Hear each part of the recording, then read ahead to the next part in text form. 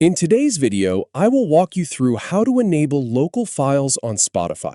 To get started, simply tap the link in the description to create your free account. Once the app has loaded your home screen and library, look toward the top right corner. Click your profile picture to open the menu. Then select Settings. Depending on the version of Spotify you're using, you may also see a small gear icon that takes you to the same place. Either option will open the settings area. Once you're in Settings, scroll down until you find the section labeled Local Files. When you find it, look for the switch that says Show Local Files. Turn this switch on. After enabling it, Spotify will show a Local Files item in your library. Eligible tracks can also appear when you search or browse inside the app, grouped under Local Files.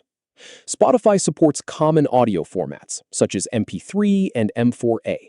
It can also read the song information embedded in the files, including titles and artists.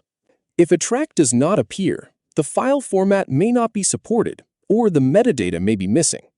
Make sure your files are clearly named and organized so they can display correctly. By default, Spotify can scan typical folders where music is stored on your computer. After enabling local files, give Spotify a moment to index the files it finds.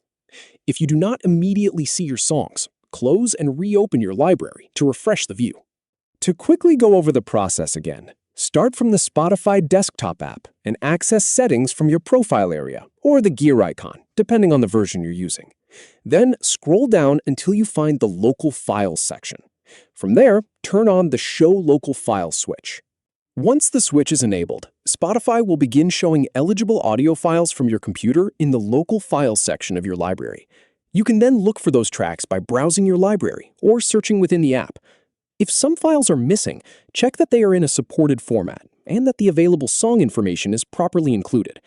Spotify may also need a moment to finish indexing the files, so allow the library to refresh before checking again.